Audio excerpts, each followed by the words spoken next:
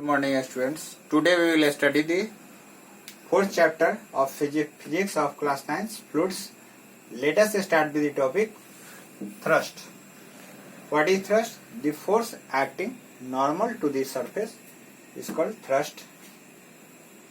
Thrust is also a kind of force, but in thrust we measure only weight of the body. So thrust is equal to weight of the body.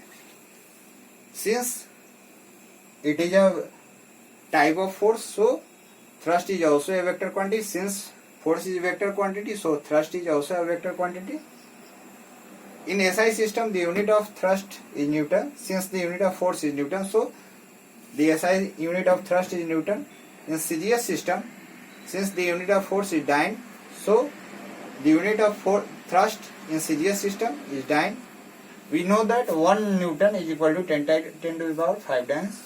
So this is the relation between Newton and dyne. The gravitational unit of force in MKS system is kgf. So the gravitational unit of thrust is also in MKS system is kilogram force, and in CGS system is gram force. We know that 1 kilogram force is equal to 9.8 Newton and 1 gram force is equal to 980 dyne.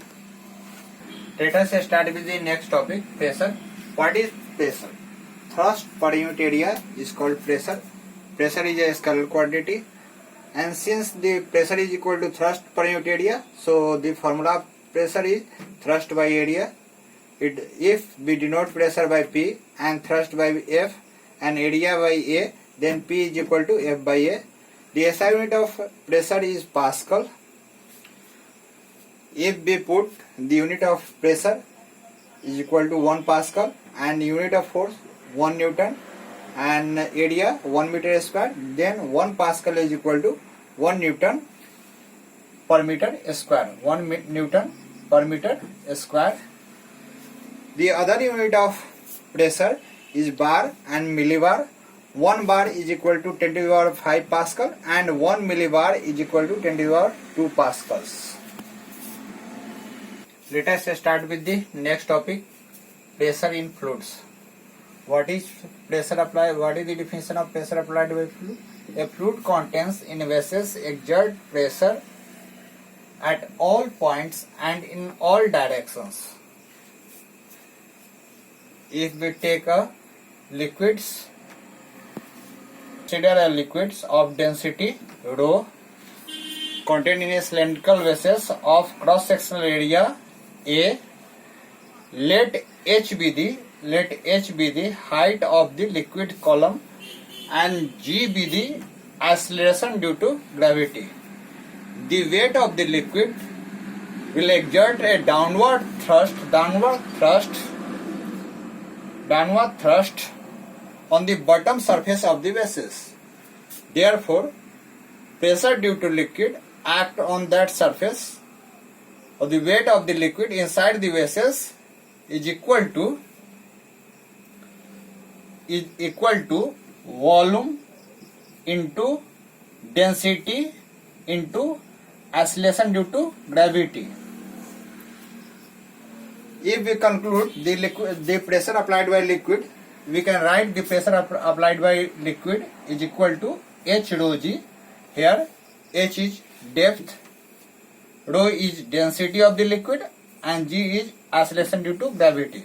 Means the pressure exerted by liquid depends on 3 factors. Means liquid pressure is directly proportional to depth, and pressure applied by liquid is directly proportional to density of the liquid, and third factor is acceleration due to gravity. Means if the value of G, small g, is increases or decreases, then it affect also the value of P.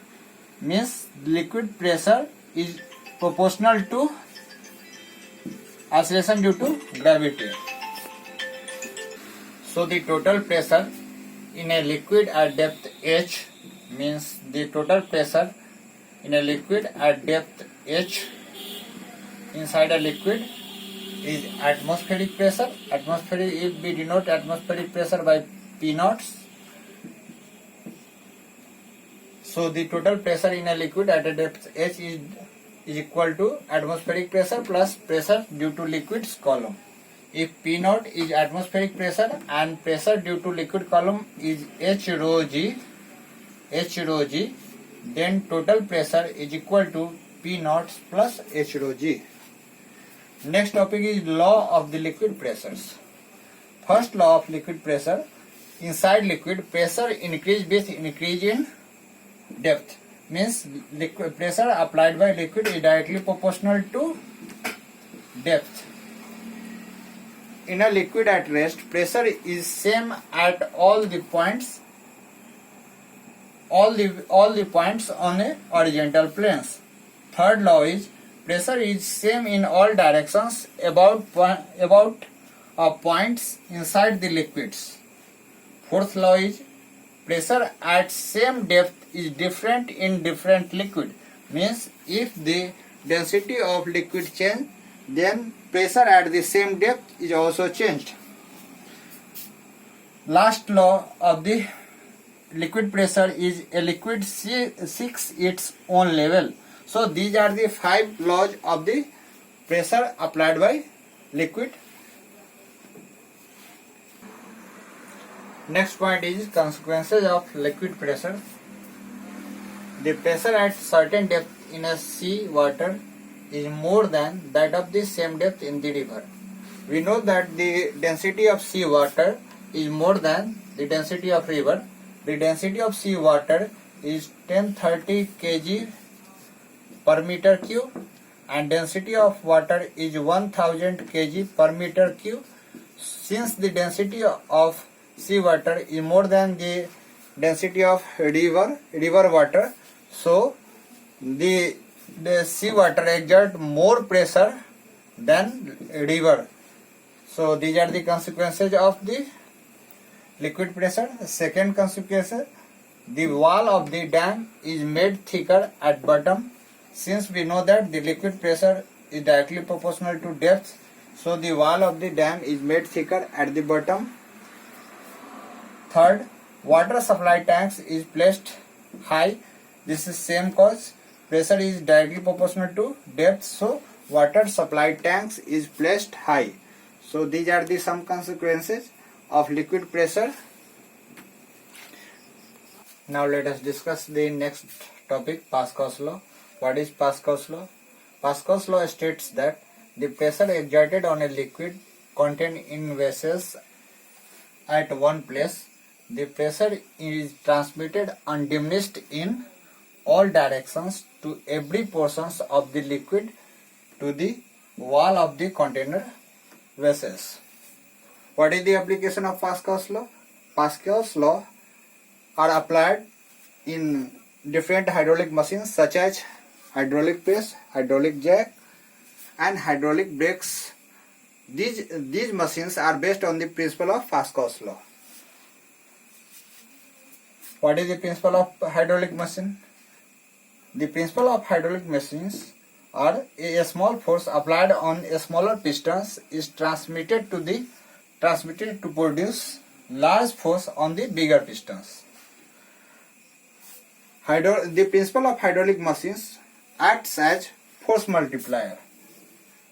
So these are the principles, these are the applications, these are the principles of the hydraulic machines.